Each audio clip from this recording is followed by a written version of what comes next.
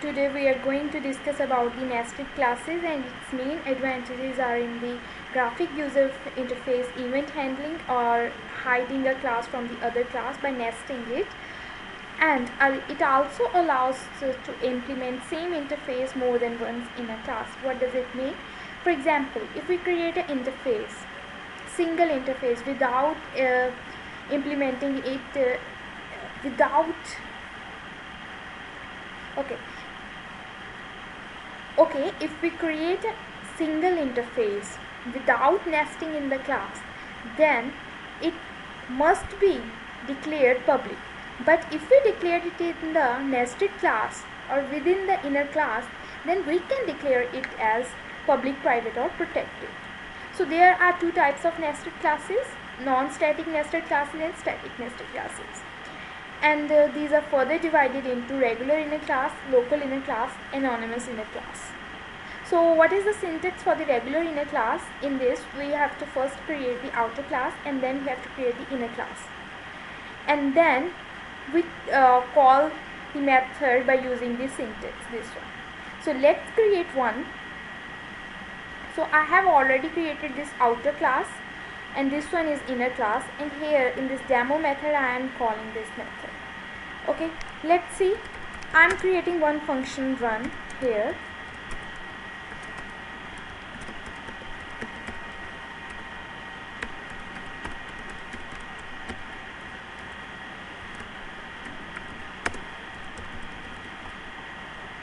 Okay, note here, in this, first of all we have to create the object of outer class.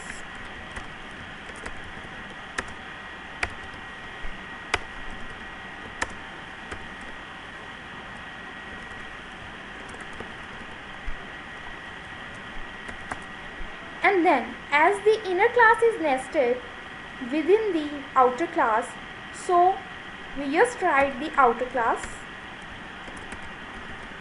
dot inner class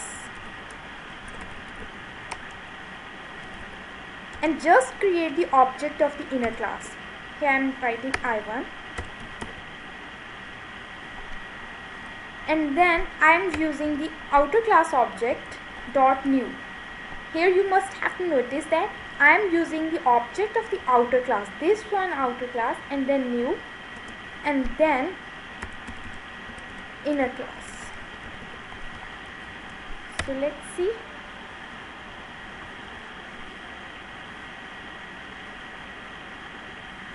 So it got built successfully.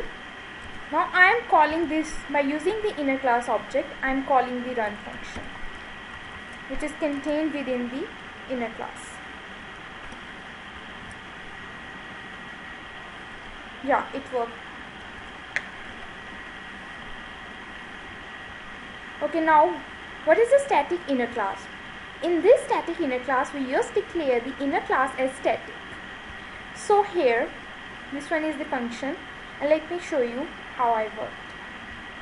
So in this example, which we have earlier done it, I'm just writing static here. So what's the main difference between the non-static and static? It's the calling method.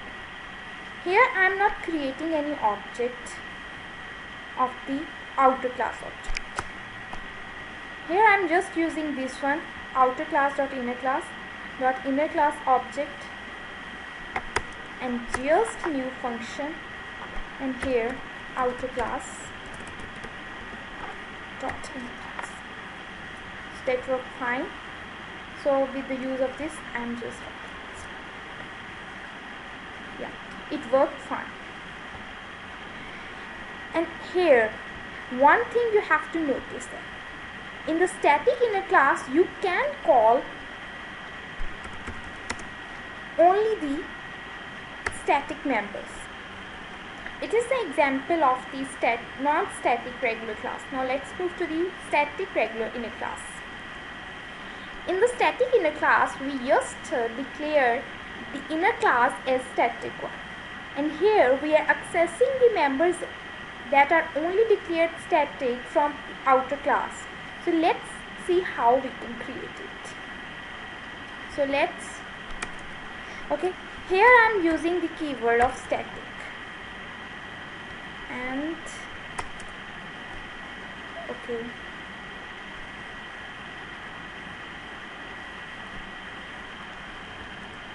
this one is the example of the non-static regular class. Let's move to the next slide where we see that static inner class. In this static inner class, we just declared the inner class as static 1, and we can access the members of the outer class only if they are declared as static. So let's see how it works. So here I am declaring this inner class as static. That's what I mean by static inner class. So here comes the difference between. I'm just removing the object of outer class. I need not to create the object of outer class. Here I'm just referring it outer class dot inner class. That is, the inner class is within the outer class, and here too I am using the similar one, this one. Instead of this I am using this one. Okay, and now I am running it. That's how it works. So now let's see. If I declare the variable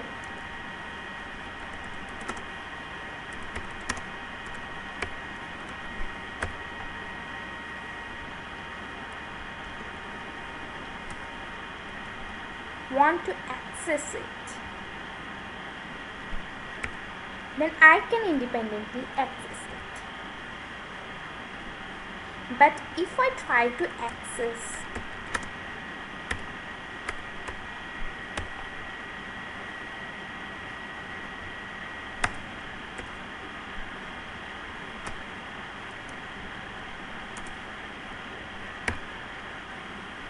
then I am definitely going to get error, as it is saying the non-static variable j cannot be referenced from a static consequence. So I am definitely getting error. And if I have declared here, as it is within it, I need not to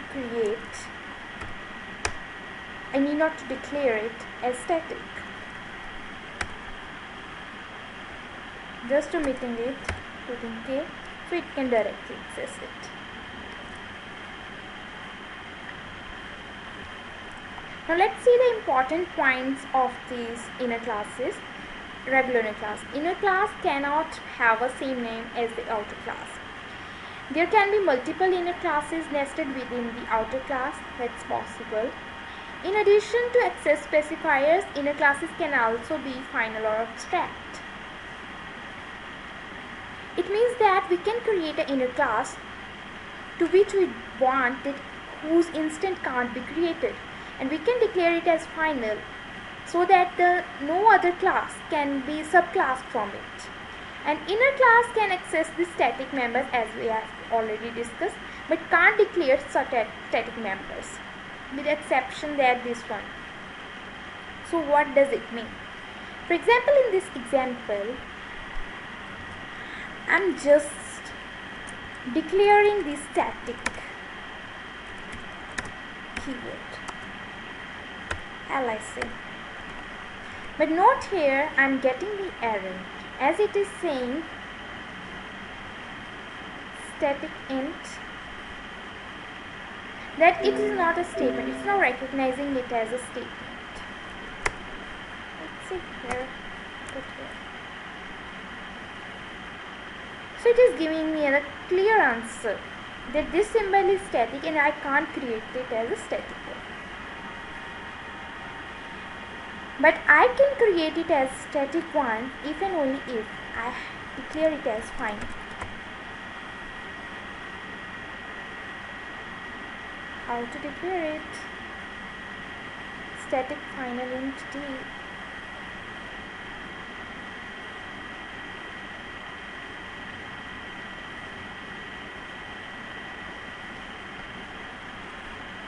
Move to the next slide.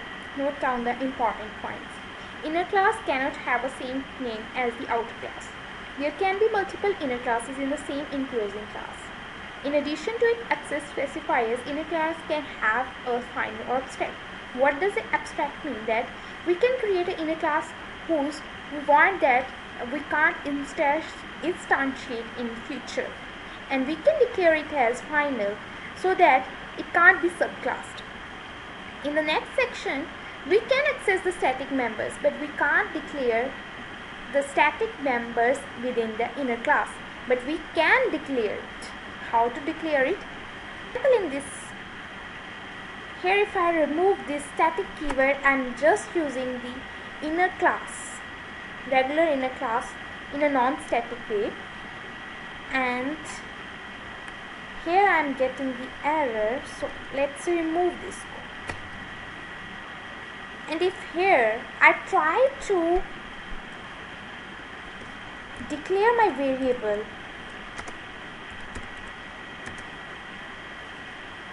L is equal to 9, then it's going to give me an error.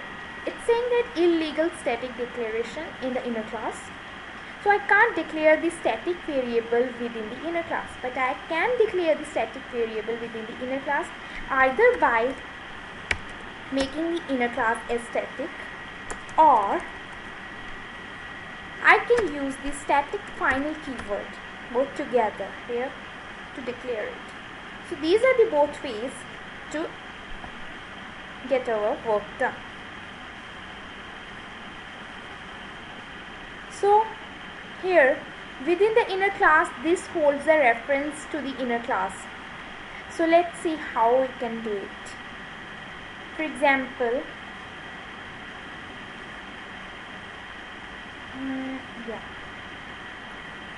here in the inner class, I just want to write the reference of this one, which object I am calling, or then I just call it by inner class dot this. So this gives me the name of the outer class and the address of this one, inner class, the reference address of this one. So that's how we can, something like it. In the next slide, here we are creating the local inner class. So how to create the local inner class? Note here, we just create the outer class, and then we have used the method or the function, and within it we are creating the inner class, and afterwards we are declaring the object of the inner class, and we are accessing the fields of or functions of the inner class in this way. Let's see the example here. Suppose this one is the inner class, and in order to make it the local inner class, I need to create a function, any function, outer function, let's call it.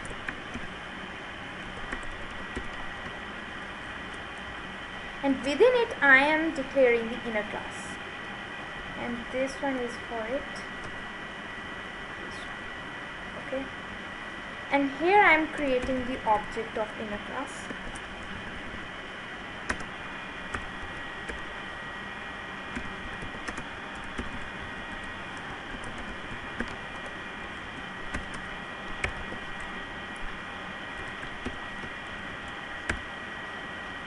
Here I am accessing it. What error I am getting?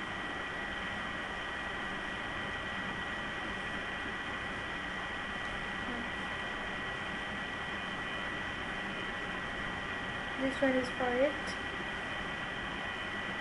Fine.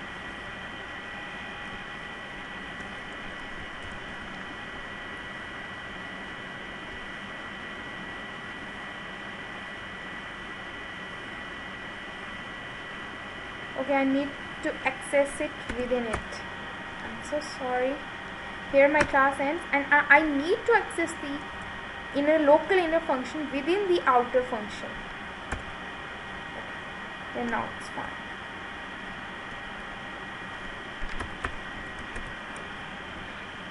Outer class has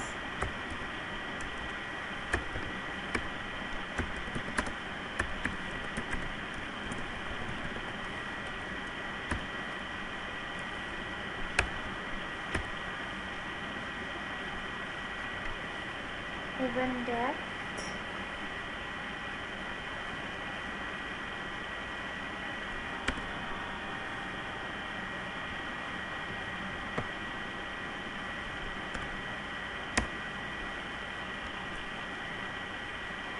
So you can note that by calling the outer function, I just entered this one block, and here later on I created the object of inner class and then I called it. That's how we can create the local inner class.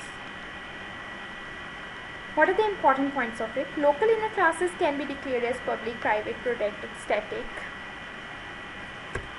and it cannot contain static fields or methods or classes, with the exception as we have earlier discussed about it. In there are also the anonymous classes, inner classes. In this, we just create the object of the inner class and then we use the anonymous block. In this anonymous block, we are just giving the or modifying the toString method.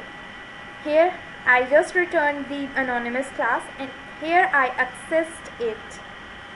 And as this anonymous block, here this one ends with the semicolon. In order to access it, I have to use this object which I have created from the object class .toString function, and then we can call it anonymous block. So that's all about the nested classes. Thank you for listening.